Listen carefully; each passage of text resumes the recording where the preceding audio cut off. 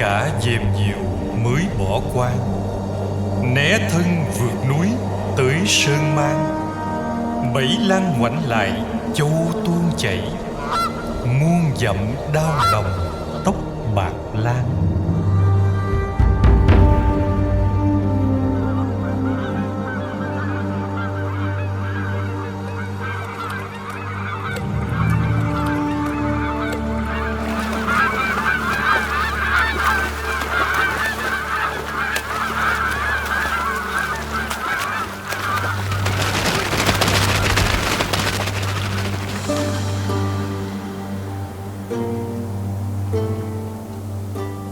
Đáng thương thay, một con vật lạc loài. Thiên hạ này tuy rộng lớn, nhưng không chốn dung thân cho ta và ngươi.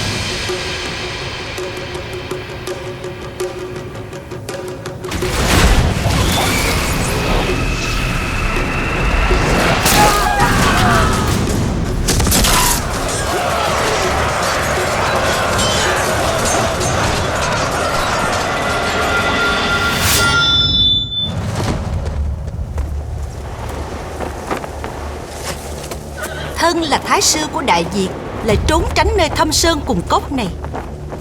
Trần Phủ, tìm ngươi quả thật là không dễ.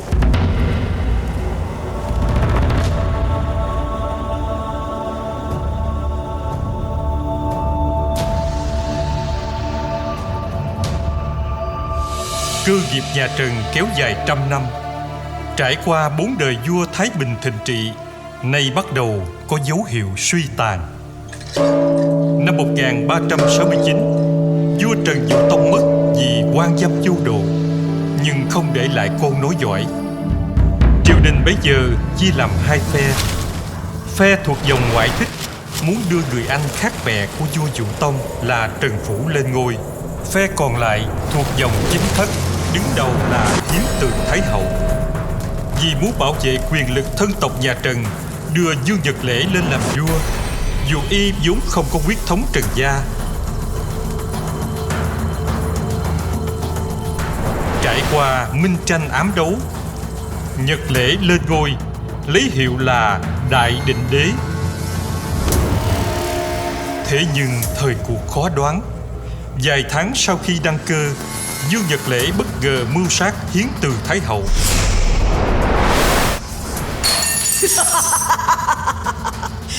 Quân phản phúc, đừng vọng tưởng dã tâm của ngươi sẽ không thể nào thành hiện thực. Còn tưởng ta là quân cờ trong tay của bà hay sao? Dù cho Lễ này chỉ sống thêm một thời một khắc nữa, ta cũng sẽ sống cho chính mình. Ngay khi Dương Nhật Lễ đạt được quyền lực tối cao, hắn liền bộc lộ dã tâm, ngông cuồng ban lệnh: phế bỏ nhà Trần, thiên hạ này là của họ Dương ta. Đứng trước dã tâm của Nhật Lễ, tôn thất nhà Trần không còn sự lựa chọn, bèn lập mưu ám sát hắn. Thế nhưng sự việc bị phát giác, Dương Nhật Lễ tránh thoát được. Ngay sau đó, hắn ban lệnh tàn sát rất nhiều người họ Trần, trong đó có 2 người con của Thiên Ninh công chúa. Giữa pháp trường, Thiên Ninh ôm xác con, gào khóc thê lương.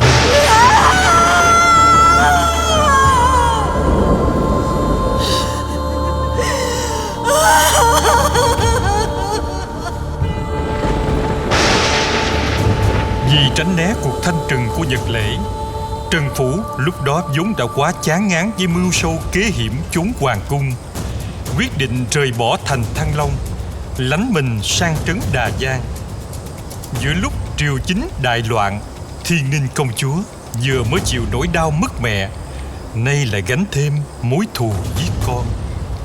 Dương Nhật Lễ, nợ máu này phải trả bằng máu. Thiên Ninh bỏ lại Thăng Long sau lưng, lên đường ngàn dặm, thuyết phục Trần Phủ quay về nhằm lật đổ Dương Nhật Lễ, cứu lấy thiên hạ nhà Trần, đồng thời báo mối quyết khải thâm thù cho chính mình.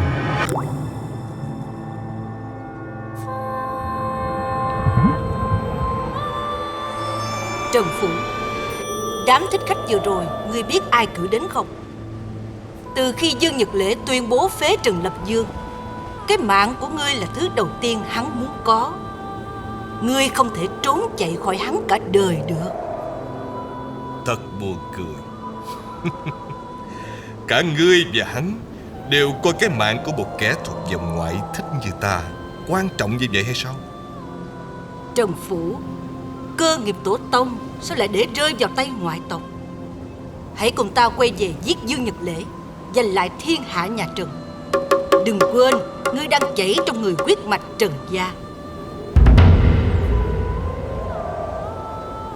Huyết mạch, thứ đáng sợ này ta không được chọn. Nhưng người thế gian vì nó mà tàn sát lẫn nhau, vì muốn đưa Dương Nhật Lễ lên làm vua. Các người đã giết bao nhiêu người, nay muốn mượn tay ta để lật đổ hắn. Bao nhiêu người nữa phải chết đây. Cuộc tranh đoạt này, ta xin phép đứng ngoài. Không muốn tranh đoạt? Thân đã trót sinh ra trong nhà đế vương, nào có quyền được làm theo ý mình. Ngươi tưởng không làm gì thì tay ngươi không nhuốm máu sao? Biết bao thân tộc nhà Trần đang chết chỉ vì ngươi trốn tránh đó sao? Trần Phủ, ngươi chẳng qua chỉ là một tên hèn nhát mà thôi. Hèn? Phải, ta là một tên hèn nhát. Nhưng còn các ngươi, mẹ con các ngươi vì quyền lực mà bất chấp thủ đoạn, đưa hắn lên làm vua. Này, hắn cũng vì quyền lực mà trở mặt tàn sát. Oán thù này không phải là quả báo mà các người tự mình chuốc lấy hay sao? Lúc mưu toan đoạt vị, sao không nghĩ đến cái giá mà mình phải trả có đáng hay là không? Có đáng không? Mẹ ta bị đầu độc, con ta bị bêu đầu, có đáng không?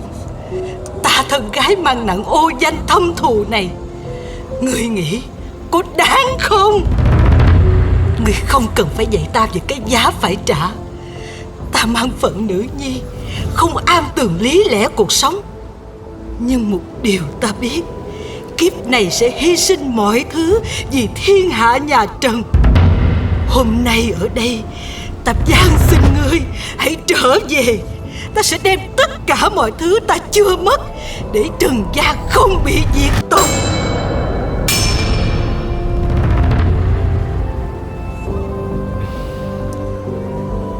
Ngọc Tha, dù có mang trong mình dòng máu hoàng tộc như ta, ngươi hay là đứa con quan Dương Nhật Lễ, chúng ta cũng chỉ là quân cờ quyền lực mà thôi. Ta không nghĩ mình có thể ngồi trên cái ngai vàng nhuốm máu đó mà thay đổi được đại cục. Ta thực sự nghĩ là mình không thể. Có lẽ người nói đúng. Thiên hạ nhà Trần suy bại đã khó tránh khỏi, nhưng ta vẫn sẽ quay về liều mạng với Dương Nhật Lễ. Còn ngươi, trốn tránh hay đối mặt, hãy tự mình chọn lấy.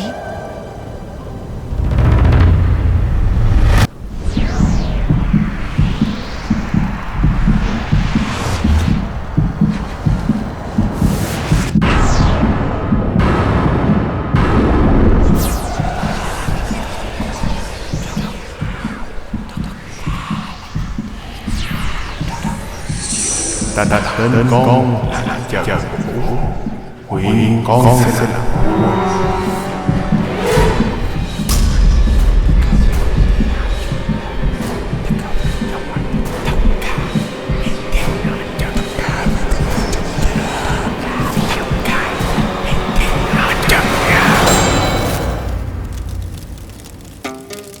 Bạch dạ hiên tiền lộ huyết hoa, phò vương hiệp đế định trần gia.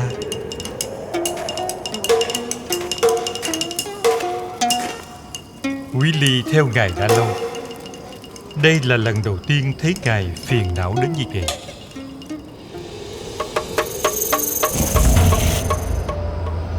Từ sau khi Dụ Tông lên ngôi, quan dâm vô độ, triều chính lung lay, tôn thất nhà Trần mạnh ai nấy giữ thân mình, đứng ngoài bàng quan không lo. Nhà Trần rơi vào rối loạn, chỉ vì một tên Dương Vật Lễ đã khiến cho thiên hạ Trần gia sụp đổ. Thật đáng hổ thẹn cho một triều đại 3 lần chiến thắng Nguyên Mông. Nếu như ngài thấy thiên hạ của nhà Trần đã quá thối nát, thì chỉ cần thay cái thiên hạ đó đi là được rồi. Tôn thất nhà Trần tạo nên thiên hạ Trần gia. Tuy họ chia rẽ, nhưng đều có thế lực của riêng mình. Nào dễ dàng cho người nói thay là thay được.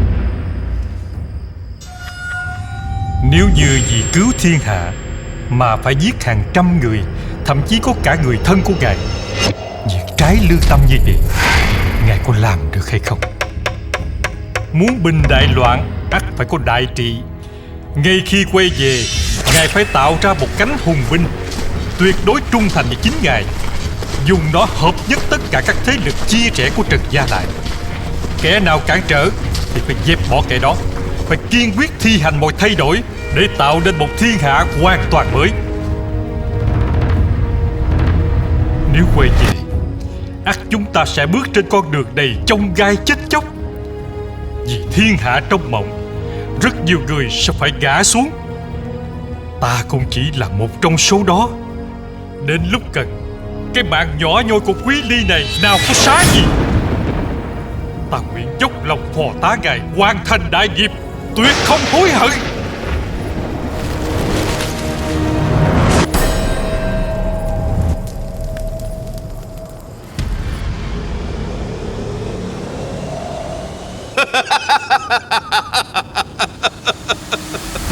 Hãy cho một câu tuyệt không hối hận. Có được câu này của Quý Ly, ta tin là thiên hạ trong mộng có thể thành hiện thực. Một thiên hạ mà người người sùng bái, thiên hạ vạn nhân. Năm 1370, Trần Phủ hợp binh cùng Thiên Ninh công chúa tiến về Thăng Long, tranh hùng cùng Dương Vật Lễ. Nhờ có Thái úy Trần Ngô Lan làm nội gián, Trần Phủ cuối cùng tiến quân vào cung, lật đổ Dương Vật Lễ, lên ngôi đại thống, hiệu là Thiệu Khánh. Người đời sau gọi là Trần Nghệ Tông. Diệt Vũ giữ gìn đường xạ tắc, phò lưu lại thấy kháng y quan. Minh Tông sự nghiệp em nên nhớ, thu phục thần kinh sắp khải hoàn.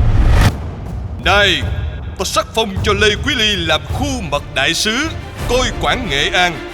Mong khanh dốc sức vì nước, cùng ta dẹp yên bốn bể, sáng lập vương triều Thái Bình thịnh trị, lưu mãi muôn đời. Tạ chúa Long Ân. Năm 1371, Lê Quý Ly chính thức bước chân lên vũ đài quyền lực, mở ra chương cuối cùng trong lịch sử nhà Trần.